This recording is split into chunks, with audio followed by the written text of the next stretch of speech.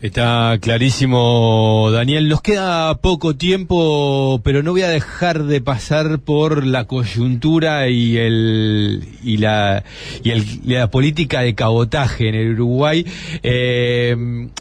Conocimos, obviamente, lo que tiene que ver con el famoso denominado caso Astesiano, ¿no? Bueno, finalmente fue condenado a 4 años de prisión. Hemos visto que se le ha finalmente era un mitómano, finalmente no era nada, la montaña parió un ratón, alguna de las frases que hemos visto hasta ahora. Ahora, que un mentiroso vaya preso 4 años parece como mucho, ¿no? O por lo menos la justicia uruguaya bastante brava con los que mienten, y parece, digamos, que evidentemente hubo algo, porque 4 años de prisión no se le dan porque sí, salvo que, bueno, efectivamente sea muy severa la justicia uruguaya. ¿Qué se puede entender? Digo, de alguien que estuvo, digamos, trabajando en una oficina en Torre Ejecutiva, o sea, a metros de donde trabaja el presidente de la Nación, era ni más ni menos que el jefe de seguridad presidencial. Esto, ¿cuánto daña las instituciones en el Uruguay? O es muy conspiranoico, digamos, y efectivamente, bueno, es un error del presidente Lacalle haberlo nombrado.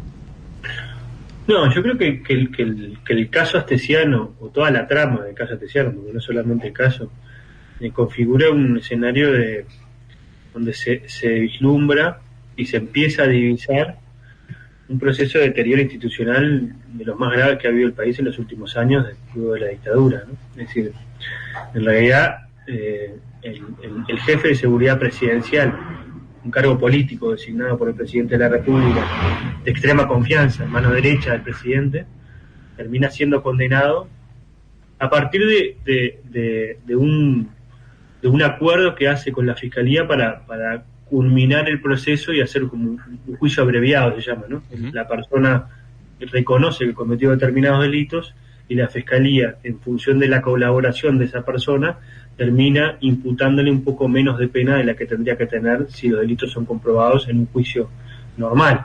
Eso es lo que termina sucediendo.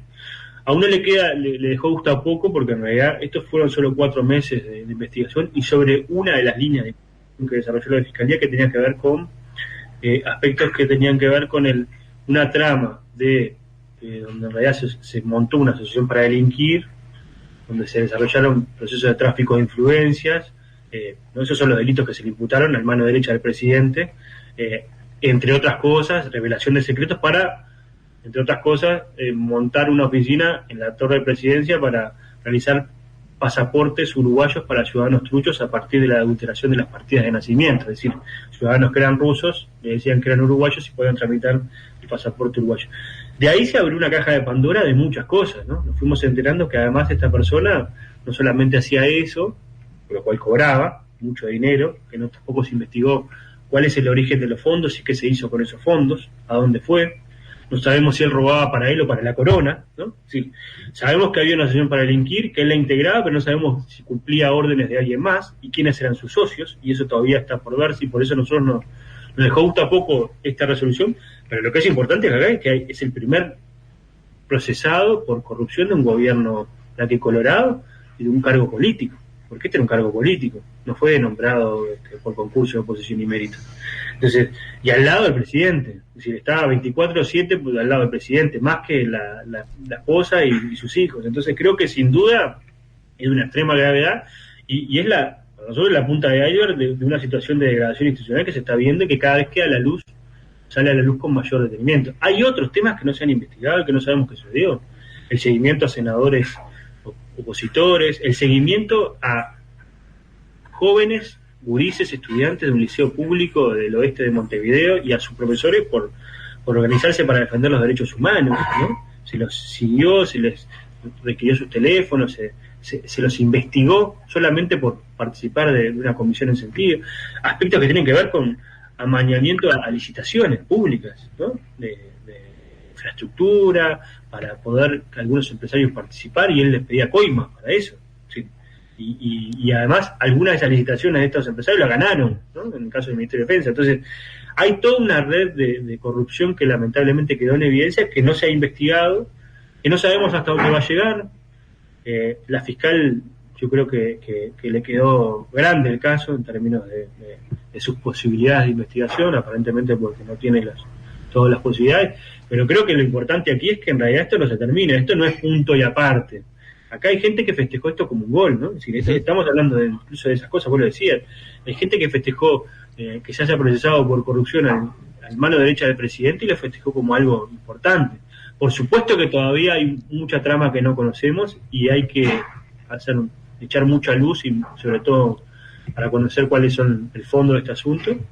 Y creo que además, junto con lo del pasaporte de Marcet, junto con otra serie de cosas que están pasando en el gobierno nacional y departamentales, dan cuenta de un grado de por lo menos de degradación institucional que a nosotros nos preocupa, que hace muchos años que no se veía en el Uruguay una cosa así, y que sin duda también termina trasuntando una forma de ejercer el poder, ¿no? De beneficio personal y propio, de tratar de desarrollar una trama oscura y por fuera de la legalidad, y sobre todo un mecanismo de seguimiento clandestino de personas. Y bueno, al propio presidente de la Central de Trabajadores se lo siguió cuando tuvo el insuceso del choque. Entonces, sin duda creo que no es normal, y son elementos complejos, porque se está hablando de datos personales que se acceden a partir de posiciones de poder, pero que no tienen ni la más mínimo procedimiento de seguridad y estándares democráticos que tengan que tener.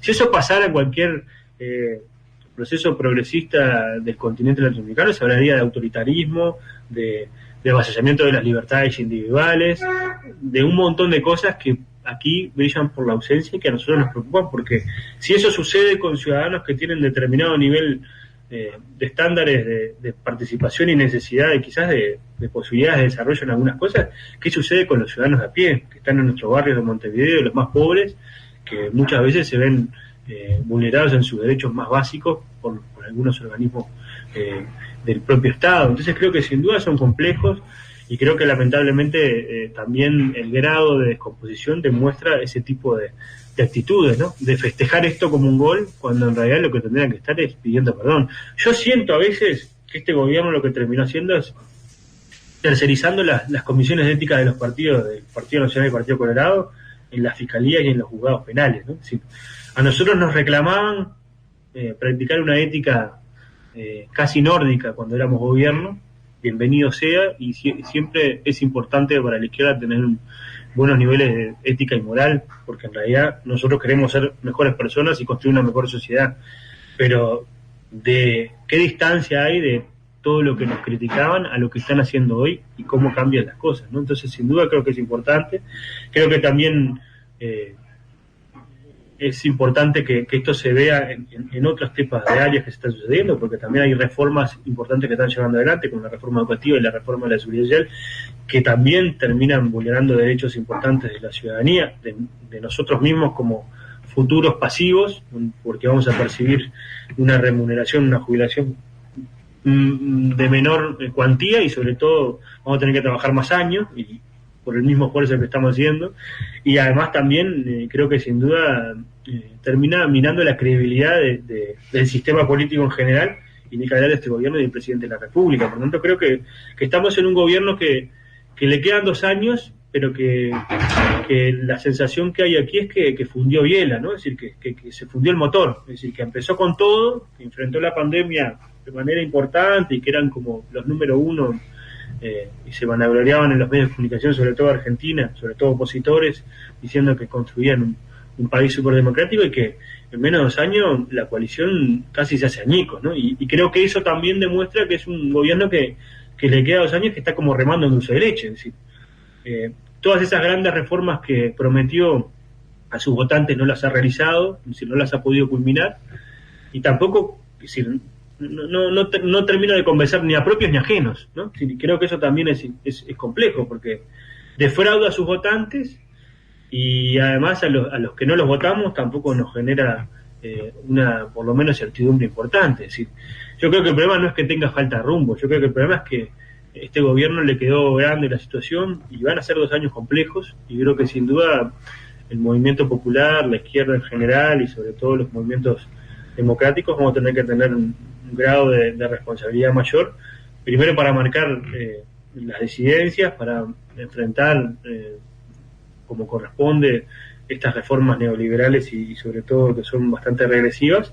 y sobre todo para generar en la sociedad una alternativa política, porque creo que las sociedades que no tienen niveles de proyección y esperanza futuro son sociedades que después pueden agarrar atajos que son complejos, ¿no? Si no, miremos lo que está sucediendo en Europa, lo que está sucediendo en algunos países donde la ultraderecha termina siendo una referencia importante de esas sociedades. Entonces creo que también ahí hay una importancia superlativa de tratar de por lo menos de dialogar, de construir caminos de entendimiento con los que incluso no nos votaron, para ir hacia un nuevo encuentro en la sociedad. Este gobierno apuesta a dividir al Uruguay, nosotros tenemos que tratar de reconstruir el Uruguay y sobre todo reconstruir un Uruguay para todos.